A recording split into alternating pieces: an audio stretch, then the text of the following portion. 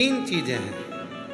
पहले नंबर पर 1 लोटा जल, दूसरे नंबर पर शिव पर चढ़ा हुआ जल का आचमन, और तीसरे नंबर पर है रविवार के दिन प्रदोष पड़े और उस दिन लगाया गया बेलपत्री का वृक्ष जीवन में 7 जन्म तक भी संपदा को कम नहीं होने देता। रवि प्रदोष में रविवार का यदि प्रदोष का व्रत पड़ा है, रविवार के दिन यदि प्रदोष पड़ी है, उस प्रदोष के दिन प्रदोष काल में, प्रदोष काल जब सूर्य डूबने पर हो, चंद्र उगने पर हो, और उसी समय पर जो प्रदोष काल होता है, उस प्रदोष काल में यदि एक बेलपत्री का वृक्ष कहीं पर लगाया गया है और उस बेलपत्री के वृक्ष को आप हमेशा स्मरण करना प्रारंभ कर दें, प्रदोष के दिन उसके नीचे दीप लगाना प्रारंभ कर दें, कभी किसी के आगे हाथ फैलाने की जरूरत नहीं पड़ती, अपन स्वयं प्रभु। रवि प्रदोष, भौम प्रदोष, ये 2 प्रदोष ऐसे हैं, एक भौम प्रदोष भी ऐसा ही।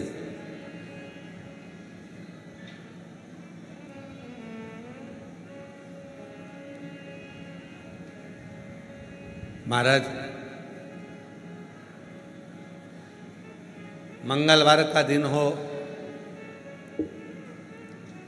डॉक्टर ने भी कह दिया हो कि इसको 20 साल तक औलाद नहीं हुई, 25 साल तक नहीं हुई, 30 साल तक नहीं हुई, 18 साल तक भी इसको औलाद नहीं हुई, 30 साल हो गए औलाद नहीं हुई, और सब तरह से जब हार जाओ, भौम प्रदोष के दिन प्रदोष काल में शिवजी के मंदिर में शंकर के शिवलिंग पर 3 जगह पर कनेर का समर्पित करना प्रारंभ करें।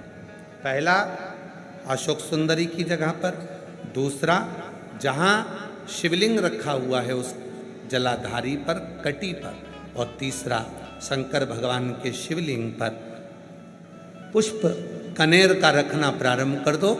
उसमें से अशोक सुंदरी वाले पुष्प को घर लेकर आना प्रारंभ कर दो।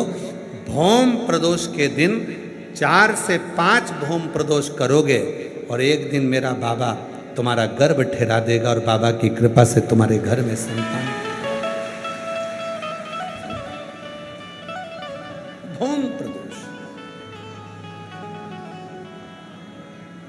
जितनी रवि प्रदोष की प्रबलता है, रवि प्रदोष क्या करता है? धन देता है, संपदा देता है, वैभव देता है। जो बेटे बेटी, नवयुवक बेटा बेटी जितने भी कंपटीशन एग्जाम में बैठते हैं, जितने परीक्षा देने के लिए बैठते हैं, जितना कंपटीशन एग्जाम में बच्चा बच्ची बैठते हैं और वो आखिरी में ये विचार करते हैं कि मैं ये सीए क्लियर नहीं कर सकता, मेरा ये पार्ट क्लियर नहीं होगा, मैं आईएएस ऑफिसर नहीं बन सकता, मन से ये निकालना छोड़ दो कि मैं ये नहीं बन सकता। अगर आपने रवि प्रदोष के दिन प्रदोष काल में एक बेलपत्री के वृक्ष को कहीं पर भी लगाया है और प्रत्येक प्रदोष पर जाकर आप उसके नीचे अगर दीपक लगा रहे हो, तो तुमको तुम्हारी मंजिल तो मिलकर रहेगी ही, चाहे कुछ भी।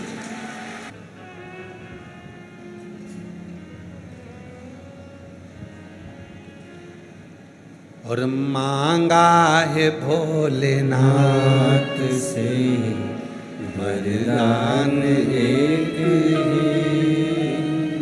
मांगा है भोलेनाथ से वरदान एक ही, तेरी कृपा बनी रहे जब तक है जिंदगी, तेरी कृपा बनी रहे जब तक है जिंदगी, मांगा है भोलेनाथ से वरदान एक ही, मांगा है भोलेनाथ से वरदान एक ही, तेरी कृपा बनी रहे जब तक है जिंदगी, तेरी कृपा बनी रहे जब तक है जिंदगी।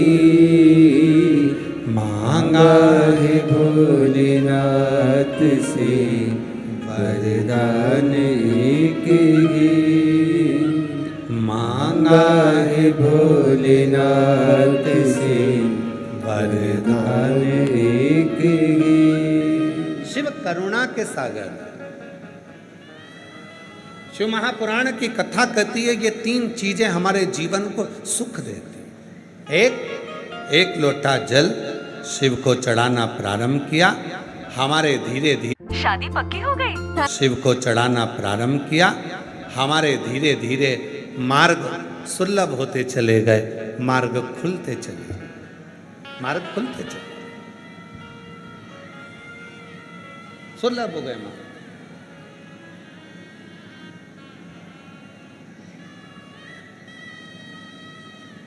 दूसरे नंबर का, शिव पर चढ़ा हुआ जल जब शरीर में रोग आ गया, बीमारी आ गई, कष्ट आ गया, मिटेगा कैसे? डॉक्टर का इलाज करवाओ, क्योंकि डॉक्टर शिव का एक रूप होते हैं। डॉक्टर जांच करने का बोले जांच करवाओ, क्योंकि डॉक्टर शंकर का एक रूप है। डॉक्टर जैसा बोले वैसा करो, पर साथ में एक लोटा जल चढ़ाकर उसका आचमन करना प्रारंभ कर दो।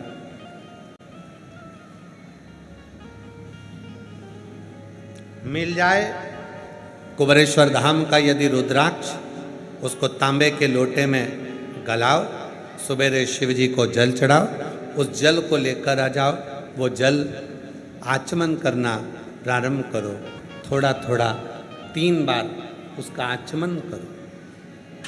धीरे धीरे धीरे धीरे मेरा कुबेर भंडारी ऐसी कृपा करेगा कि एक ना एक दिन कुबेरेश्वर धाम पर तुम्हें बुला ही लेगा।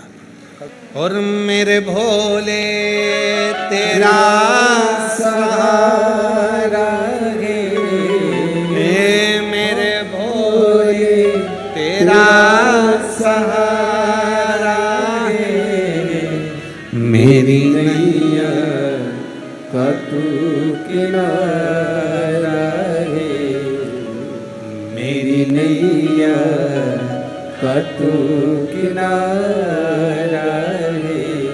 मेरे बाबा तुझे पुकारा है, मेरे बाबा तुझे पुकारा है, मेरी नैया का तू किनारा है, मेरी नैया का तू किनारा